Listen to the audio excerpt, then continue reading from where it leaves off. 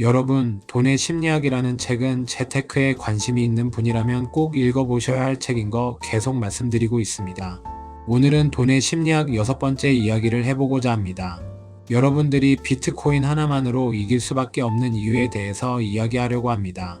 여러분은 투자의 세계에서 성공하려면 얼마나 자주 맞아야 한다고 생각하시나요? 워런 버핏이나 조지 소로스 같은 전설적인 투자자들은 매번 올바른 결정을 내릴까요? 아마 많은 분들이 고수들은 승률이 90%는 될 거야 라고 생각하실 겁니다. 우리가 차트 앞에서 매번 좌절하는 이유도 나는 왜 이렇게 자주 틀릴까? 라는 자책 때문이죠. 하지만 오늘 함께 읽을 돈의 심리학 6장, 꼬리가 몸통을 흔든다는 우리의 이런 상식을 완벽하게 뒤집어 놓습니다. 저자 모건 하우절은 말합니다. 당신은 절반을 틀리고도 여전히 견고한 부자가 될 수 있다. 이게 무슨 뚱딴지 같은 소리일까요? 절반을 틀리면 계좌가 녹아내려야 정상 아닐까요? 이 비밀을 풀기 위해 책에는 하인츠 베르그루엔이라는 전설적인 미술품 수집가가 등장합니다. 그는 피카소, 브라크, 클레 같은 거장들의 작품을 수집해서 엄청난 부를 쌓았습니다. 사람들은 그가 미래의 거장을 알아보는 천리안을 가졌다고 생각했습니다. 하지만 진실은 달랐습니다. 그의 전략은 단순했습니다. 그냥 마음에 드는 그림을 엄청나게 많이 산다. 그는 수만 점의 그림을 샀습니다. 그중 99%는 가격이 오르지 않았거나 휴지 조각이 됐습니다. 하지만 그가 산 그림 중 극소수 단 몇 점의 피카소와 마티스가 수천 배, 수만 배 폭등했습니다. 그 소수의 대박 그림들이 나머지 99%의 손실을 전부 메꾸고도 남을 만큼의 막대한 부를 안겨준 겁니다. 이것이 바로 롱테일 법칙 혹은 멱 법칙, 즉 파워로입니다. 수천 개의 평범한 결과인 몸통보다 아주 드물게 발생하는 극단적인 하나의 사건, 꼬리가 전체 결과를 결정짓는다는 것이죠. 쉽게 말해 100번 배팅에서 99번 잃어도 딱 한 번 제대로 된 홈런을 치면 인생이 바뀐다는 겁니다. 우리는 학교에서 평균의 중요성을 배우며 자랐지만 투자의 세계는 평균이 지배하지 않습니다. 소수의 꼬리가 모든 것을 지배합니다. 자, 이제 이 이야기를 비트코인 생태계로 가져와 봅시다. 이 6장의 내용은 비트코인 투자자인 우리에게 정말 전율이 돋는 통찰을 줍니다. 왜냐하면 지난 10년의 금융 역사를 통틀어 비트코인 그 자체가 바로 금융시장 전체를 뒤흔든 가장 거대한 꼬리 사건, 테일 이벤트이기 때문입니다. 우리는 흔히 벤처 캐피털이 돈을 버는 방식을 부러워합니다. VC들은 100개의 스타트업에 투자합니다. 그중 90개는 망합니다. 나머지 9개는 그저 그런 수익을 냅니다. 하지만 딱 하나, 구글이나 아마존 같은 기업이 터져서 1000배의 수익을 냅니다. 그 하나가 펀드 전체의 수익률을 결정하죠. 암호화폐 시장도 똑같습니다. 지난 사이클을 돌아보세요. 수천, 수만 개의 알트코인들이 생겨났습니다. 이더리움 킬러다, 차세대 금융이다라며 화려한 백서를 자랑했죠. 하지만 지금 그들 중 살아남아 정고점을 뚫은 코인이 몇 개나 됩니까? 99%는 사라졌거나 마이너스 90%의 지옥에 있습니다. 이것이 몸통입니다. 하지만 그 혼란 속에서 유일하게 살아남아 매 사이클마다 고점을 높이며 전 세계 자산을 빨아들이고 있는 단 하나의 존재, 그것이 바로 비트코인입니다. 여기서 비트코인의 가장 강력한 전도사 마이클 세일러의 주장이 몇 법칙과 완벽하게 맞아떨어집니다. 많은 사람들이 마이클 세일러에게 묻습니다. 왜 비트코인만 사나요? 이더리움도 사고 솔라나도 사고 포트폴리오를 분산해야 안전하지 않나요? 마이클 세일러의 대답은 명확합니다. 네트워크의 세계에서는 승자 독식이 일어난다. 비트코인은 디지털 자산 시장의 지배적인 네트워크다. 2등은 필요 없다. 그는 구글이 검색 시장을 장악하고 페이스북이 소셜 미디어를 장악했듯 디지털 가치 저장 수단의 세계에서는 비트코인이라는 하나의 꼬리가 나머지 모든 알트코인의 가치를 흡수할 것이라고 봅니다. 즉, 어설프게 2등, 3등 코인인 몸통의 분산 투자에서 평균 수익률을 깎아먹느니 확실한 1등 꼬리인 비트코인 하나에 집중하는 것이 롱테일 법칙을 가장 잘 활용하는 방법이라는 겁니다. 세일러 입장에서 알트코인 분산 투자는 다양화가 아니라 다악화, 더 나쁘게 만드는 것일 뿐입니다. 비트코인 스탠다드의 저자 사이페딘 아모스의 관점은 더 역사적이고 거시적입니다. 그는 화폐의 역사 자체가 꼬리 사건의 연속이라고 말합니다. 인류는 조개 껍데기, 소금, 구리, 은, 금 등 수많은 화폐를 실험해 왔습니다. 하지만 결국 전 세계는 금이라는 단 하나의 승자로 수렴했습니다. 왜 그랬을까요? 금이 가장 단단한 돈, 즉 하드머니였기 때문입니다. 수천 년의 역사 동안 수많은 화폐가 경쟁했지만 결국 끝까지 살아남아 가치를 보존한 건 금 하나였습니다. 그리고 이제 디지털 시대가 도래했습니다. 사이페딘 아모스는 비트코인이 바로 디지털 시대의 금으로서 다른 모든 법정화폐와 알트코인을 물리치고 유일한 승자가 될 것이라고 주장합니다. 우리가 비트코인에 투자한다는 건 단순히 가격이 오를 거야 라고 베팅하는 게 아닙니다. 화폐 역사의 거대한 흐름이 바뀌는 수백 년에 한 번 올까 말까 한 꼬리 사건에 올라타는 것입니다. 그런데 여기서 투자자들이 가장 많이 하는 오해가 있습니다. 롱테일 법칙을 믿는답시고 대박날 알트코인 100개를 사서 하나만 터져라라고 기도하는 것입니다. 이건 베르그루엔의 미술품 투자와 비슷해 보이지만 결정적인 차이가 있습니다. 미술품은 100년이 지나도 피카소의 그림 자체가 사라지진 않습니다.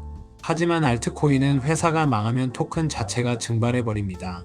비트코인 도미넌스 차트를 보면 알 수 있습니다. 하락장이 오면 알트코인의 자금은 썰물처럼 빠져나가 비트코인으로 모이거나 아예 시장 밖으로 사라집니다. 결국 장기적으로 살아남는 꼬리는 비트코인뿐입니다. 책으로 돌아와서 목권 하우절은 워런 버핏의 사례를 듭니다. 버핏이 투자의 신이라고 불리지만 그가 평생 투자한 400에서 500개의 기업 중 대부분은 그저 그런 성적을 냈습니다. 버크셔 해서웨이의 막대한 부를 만들어낸 건 상위 10개 종목. 그 중에서도 코카콜라나 애플 같은 소수의 슈퍼 위너들이었습니다. 버핏조차도 수많은 실수와 평범한 선택을 했습니다. 하지만 그는 이기는 종목을 절대 팔지 않고 끝까지 들고 갔다는 점이 다릅니다. 그는 꼬리가 몸통을 흔들 때까지, 눈덩이가 산사태가 될 때까지 기다렸습니다. 이것이 우리 비트코인 투자자에게 주는 교훈은 명확합니다. 여러분이 비트코인을 샀는데 당장 내일 가격이 떨어질 수도 있습니다. 다음 달에 반토막이 날 수도 있습니다. 심지어 내가 산 타이밍이 고점일 수도 있습니다. 하지만 6장의 논리에 따르면 그건 중요하지 않습니다. 중요한 건 비트코인이라는 자산이 장기적으로 우상향하는 꼬리 자산이라는 확신이 있다면 중간 과정의 하락, 그러니까 몸통의 흔들림은 그저 수수료에 불과하다는 점입니다. 많은 사람들이 비트코인의 변동성을 견디지 못합니다. 마이너스 20%, 마이너스 30%가 찍히면 내가 틀렸나 봐 하고 팔아버립니다.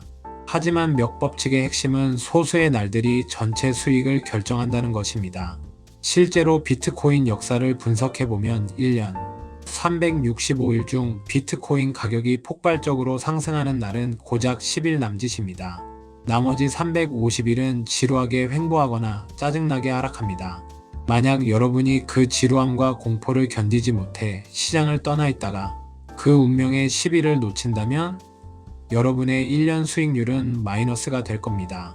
반대로 350일 동안 바보처럼 손해를 보고 있었더라도 묵묵히 자리를 지키며 그 10일의 폭등, 꼬리를 온전히 맞이한 사람은 엄청난 수익을 냅니다. 이것이 바로 절반을 틀려도 이길 수 있다는 말의 진짜 의미입니다. 매일매일의 등락을 맞출 필요가 없습니다. 그저 꼬리가 나타날 때까지 시장에 붙어 있으면 됩니다. 마이클 세일러가 왜 욕을 먹어가면서도 비트코인을 단 한 개도 팔지 않을까요? 그가 멍청해서 변동성을 온몸으로 맞는 걸까요? 아닙니다. 그는 언제 올지 모르는 그 거대한 상승의 파도, 즉 꼬리를 놓치는 것이 하락장을 맞는 것보다 훨씬 더 큰 리스크라는 것을 수학적으로 알고 있기 때문입니다. 그는 알트코인으로 단타를 쳐서 짤짤이 수익을 챙기는 것에는 관심이 없습니다. 그는 비트코인이 전 세계의 부를 흡수하여 시가총액 100조 달러가 되는 그 거대한 꼬리의 끝을 보고 있는 겁니다. 또한 사이페딘 아모스는 시간 선호와 몇 법칙을 연결합니다. 시간이 갈수록 가치가 떨어지는 법정 화폐를 들고 있는 것은 확률적으로 패배하는 꼬리에 베팅하는 것입니다. 반면 발행량이 고정되어 있고 네트워크가 성장하는 비트코인을 들고 있는 것은 승리하는 꼬리에 베팅하는 것입니다. 인생에서 중요한 결정은 몇 번 되지 않습니다. 어떤 배우자를 만나느냐, 어떤 직업을 갖느냐, 그리고 어떤 자산에 내 노동의 가치를 저장하느냐, 이 몇 가지 결정이 인생의 99%를 좌우합니다. 여러분이 매일 차트를 보며 1분 봉을 분석하는 건 몸통을 건드리는 일입니다. 하지만 비트코인이라는 자산의 본질을 이해하고 장기 보유를 결심하는 건 인생을 바꿀 꼬리를 잡는 일입니다. 마지막으로 이 챕터에서 놓치지 말아야 할 심리적 포인트가 있습니다. 바로 평범함을 견디는 인내입니다. 우리는 꼬리 사건이 터지기 전까지는 지루하고 때로는 바보처럼 보입니다. 남들은 밈코인으로 하루에 2배를 먹었다는데 내 비트코인은 꿈쩍도 안 할 때가 있습니다. 이때가 가장 위험합니다. 꼬리가 나타나기 직전에 포기하고 싶어지거든요. 하지만 기억하세요. 피카소의 그림 수만 점 중 대다수는 창고에 처박혀 있었습니다. 벤처 캐피털이 투자한 기업 대다수는 소리 소문 없이 사라졌습니다. 워런 버핏의 포트폴리오 대다수는 평범했습니다. 그럼에도 그들은 역사적인 부자가 되었습니다. 왜냐? 대박이 터질 때까지 평범함과 실패를 꾸준히 감당했기 때문입니다. 비트코인 투자도 마찬가지입니다.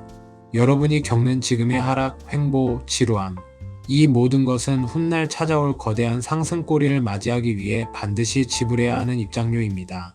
이 입장료를 내지 않고 몰래 들어가려다가는 결국 쫓겨나게 됩니다. 우리는 신이 아닙니다. 저점을 잡을 수도 없고 고점을 알 수도 없습니다. 우리는 절반 이상 틀릴 것입니다. 하지만 괜찮습니다. 우리는 비트코인이라는 확실한 꼬리를 잡고 있으니까요. 이 꼬리는 너무나 강력해서 우리가 저지른 자잘한 매수 실수들, 우리가 겪은 마음고생들을 전부 보상하고도 남을 만큼 우리를 높이 올려줄 것입니다. 그러니 여러분, 알트코인 100개를 기웃거리며 에너지를 낭비하지 마십시오. 비트코인이라는 단 하나의 승자, 그 묵직한 꼬리를 꽉 붙잡으십시오. 꼬리가 몸통을 흔드는 순간 여러분의 자산은 상상을 초월하는 퀀텀 점프를 하게 될 것입니다. 이것이 수학입니다. 그리고 이것이 돈의 심리학이 우리에게 알려주는 부의 비밀입니다. 다음 7장에서는 돈이 있다는 것의 의미, 자유에 대해 이야기해 보겠습니다. 돈이 주는 최고의 배당금은 페라리나 명품 시계가 아닙니다. 그것은 바로 내가 원하는 때에 원하는 사람과 원하는 일을 할 수 있는 자유입니다. 비트코인이 어떻게 우리에게 진정한 자유를 선물하는지 다음 시간에 깊이 있게 다뤄보겠습니다. 오늘도 흔들리는 몸통에 속지 말고 꼬리를 꽉 잡는 투자를 하시기 바랍니다. 감사합니다.